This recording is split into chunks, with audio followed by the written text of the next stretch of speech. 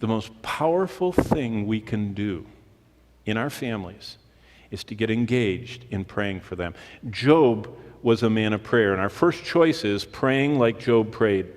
From Job's life, we need to grab and copy his habit of prayer. It's one of the clearest examples of the power of a father's prayers and of that other dimension most of us don't think about. Do you know what was going on with Job? Job was God's servant. Job had a family, 10 kids. He wanted them to live for the Lord.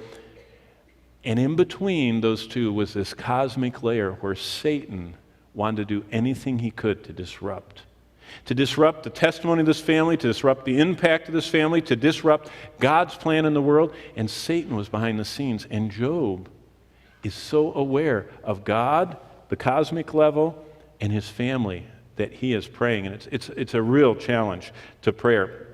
And basically, starting in verse 5 of chapter 1, what we see is this. Now, follow along. This is the YouTube clip. I'm going to play it for you, okay? Job chapter 1, verse 5. We're looking at how Job prayed. Now, watch this. So it was, when the days of feasting had run their course, that Job would send and sanctify them, and he would rise early in the morning and offer burnt offerings according to the number of them all. For Job said, "It may be that my sons have sinned and cursed God in their hearts." Thus Job did regularly. How would you apply this verse? See, that's the video part of it. Can we learn something about how to parent our families from Job's example? Yes. What we see, look at the very ending of the 5th verse. Thus he did regular. This had become a persistent way of life. This, what I'm going to show you from Job's life, had become what we would call a habit. You know what a habit is? Someone doesn't have to remind you about it. I mean, you have these habits. We all have habits. We're just like a web of habits. Job had a spiritual habit. Spiritual habits are good. And what we see, there are 5 distinct elements of Job's parenting choices or habits. And these, they just jump out of the Bible. Here's the first one. Job tracked with his children.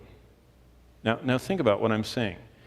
Job was in tune, in step. He knew what was going on in his children's lives. How old were these children? They were grown up. They had moved out. If you read the story, they already had their own houses. And they were going between their houses. They weren't little ones just lined up like little ducks behind him. These were out in the world. He's tracking with them. Look what it says, verse 5. Job is prayerfully following the daily life of his children. Note the words, when the days of feasting had run their course. You know what that means? Job knew his children were feasting. He knew how many days they were feasting. He knew when the feasting would be over. Job was tracking the events.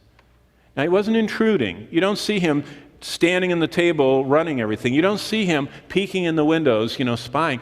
Job was in touch. This week I had an interesting experience. One of my older children, I called them and I said, hey, I'm going to read to you this list of things I'm praying for in your life and tell me if any of them, need to be updated. And they said, well, I'm really busy. Why don't you just email it to you? I said, okay. I emailed it to them. Boom, my phone. I just hit the send button and my phone rang. They said, where did you get that list? I said, what do you mean? They said, where did you get that list? I said, every time you talk to me, I write down what you're talking about, and I've been praying for it, and it's been about 3 months, and I wonder how these were going. They said, you kept track of all that and wrote it down? I said, mm-hmm. And they said, well, let me fill in some details, and I'll email it right back to you, and I'll add a few more. And you know what I learned right away? There was incredulity that on a level of care and concern at that level, that we would remember and intercede. Did you know that that's part of what God... Look how he shows us in Job's life.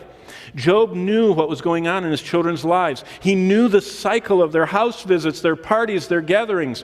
He was in touch on a daily basis where they were headed.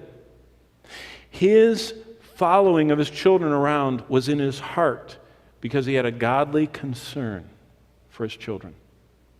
Let me ask you, do you follow your children in your heart?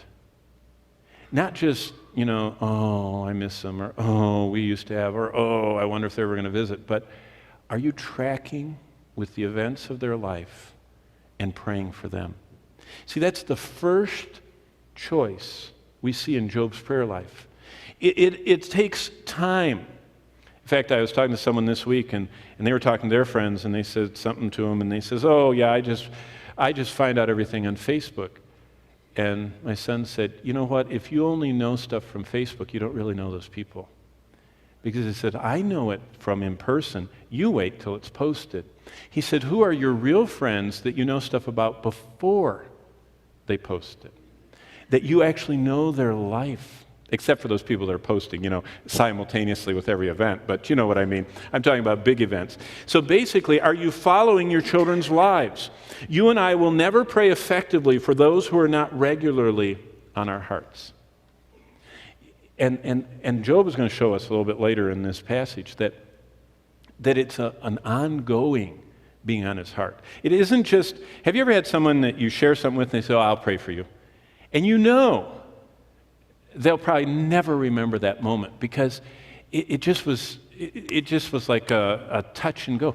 But Job says, no, I'm committed to pray for you, and I am tracking with your life, and I'm going to intercede for you.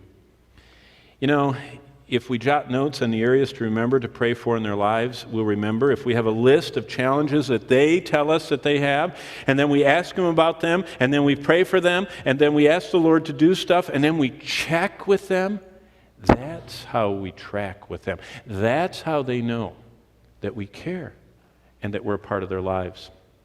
We need to start praying for people and then ask them about those areas and then watch that frequent response, which is often amazement.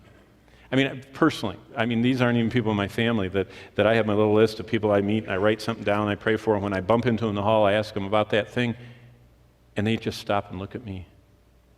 And after they get over, they can't believe I remembered, they say, could I add something else? See, that concept of intercessory prayer is so vital. So Job, number one, tracked with his children.